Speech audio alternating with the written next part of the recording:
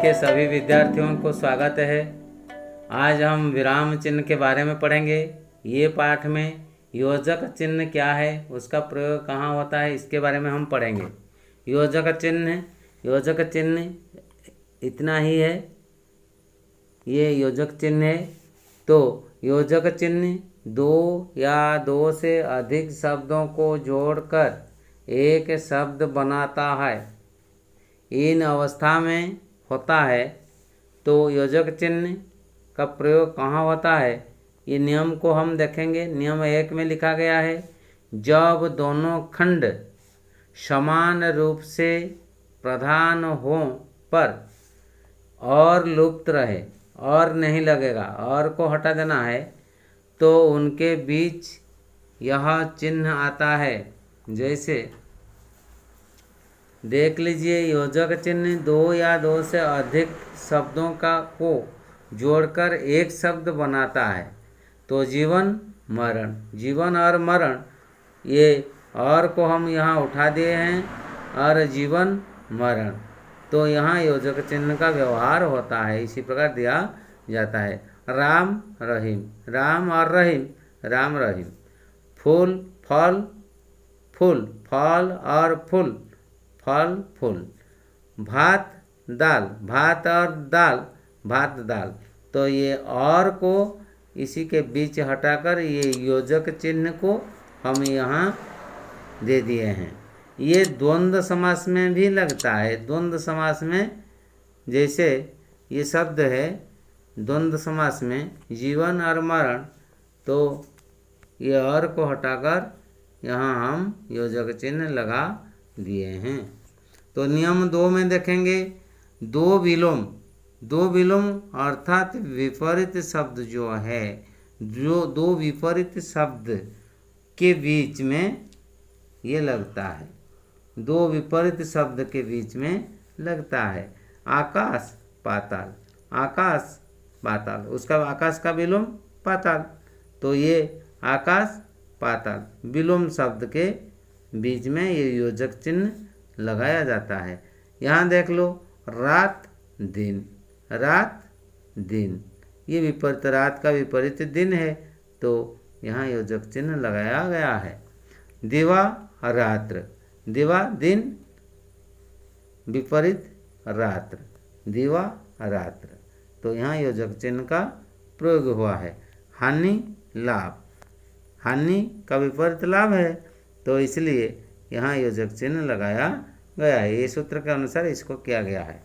नियम 3 में देख लीजिए, एकार्थ शब्द के बीच लगता है। एकार्थ शब्द जो है, एकार्थ, एक ही अर्थ को जो बताता है, उसके बीच में योजक चिन्ह लगाया जाता है। जैसे भोग विलास, भोग का अर्थ जो है, विलास का अर्थ वही है, तो यहाँ योजक चिन्ह लगाया गया है। खाना पीना, खाना जो है, पीना वही है, तो ये दोनों के बीच में एक अर्थ बताने वाले शब्द ये है, तो इसलिए योजक चिन्ह लगाया गया है। रहन सहन, पढ़ना लिखना, आना जाना, दीन दुखी, तो इसी प्रकार एक अर्थ दीन जो है, दुखी वही, एक अर्थ, एक संबंधी अर्थ को जो बताता है, इसी के बीच में ये योजक चिन्ह को हम लगाते हैं। नियम 4 में लिखा गया है, संज्ञा की द्विरुक्ति, संज्ञा की द्विरुक्ति हो तो उनके बीच योजक चिन्ह आता है। तो देख लीजिए, द्विरुक्ति क्या है संज्ञा का। संज्ञा घर एक संज्ञा शब्द है, उसको 2 बार हम कहे हैं, घर घर, गांव गांव, गली गली।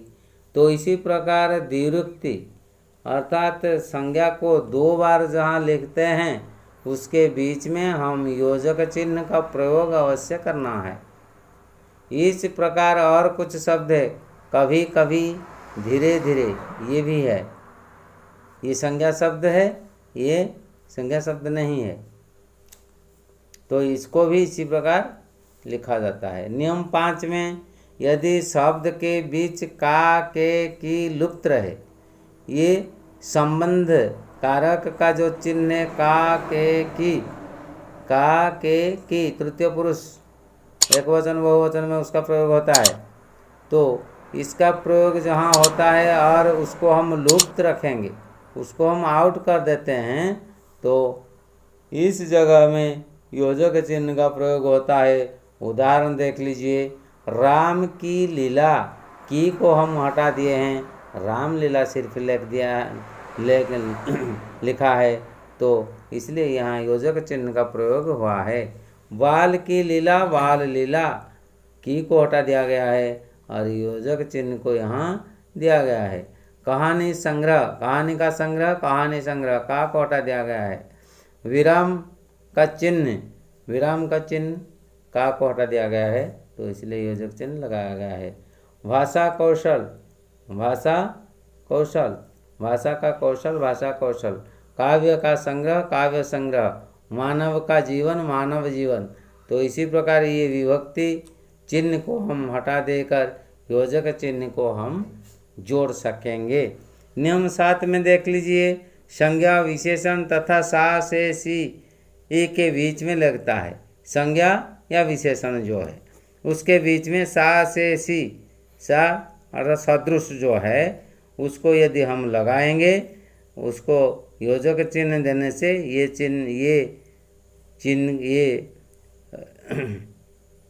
जो विशेषण के जो चिन्ह है उसको हम हटा देना है। जैसे कमल, कमल सा, कमल सा, कमल सा। छोटा सा, छोटा सा। विशेषण के साथ उसको हम लगाते हैं। संज्ञा तथा विशेषण जहाँ होते हैं उसके बीच में क्या करना है, कमल सा, ये संज्ञा और विशेषण, ये दोनों के बीच हम ये जो योजक चिन्ह को लगाया है। छोटा सा यहाँ लगाया गया है, छोटा सा।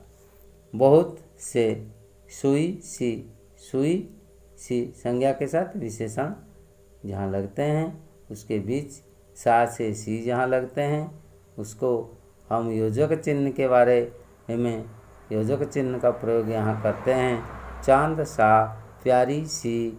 तो इसी प्रकार योजक चिन्ह यहाँ लगाया गया है। नियम 8 में देख लीजिए, पुनरुक्त शब्दों के मध्य आए शब्द। पुनरुक्त शब्द के मध्य आए शब्द। पुनरुक्त क्या क्या है, देखो पुनरुक्त अर्थात बार बार जो आते हैं। देखो कैसे हैं पुनरुक्त शब्द, कैसे हैं, ज्यों का त्यों, ज्यों का त्यों। तो ये दो जगह में ये योजक चिन्ह को लगाया गया है। कोई न कोई, कोई न कोई, कोई न कोई, ये पुनरुक्त हो गया है, तो यहाँ 2 योजक चिन्ह लगाया गया है। मन ही मन, मन ही मन, ये 2 मन है, ये मन के मन दोनों के बीच में योजक चिन्ह लगाकर एक शब्द हम एक शब्द बनाया जा सकता है।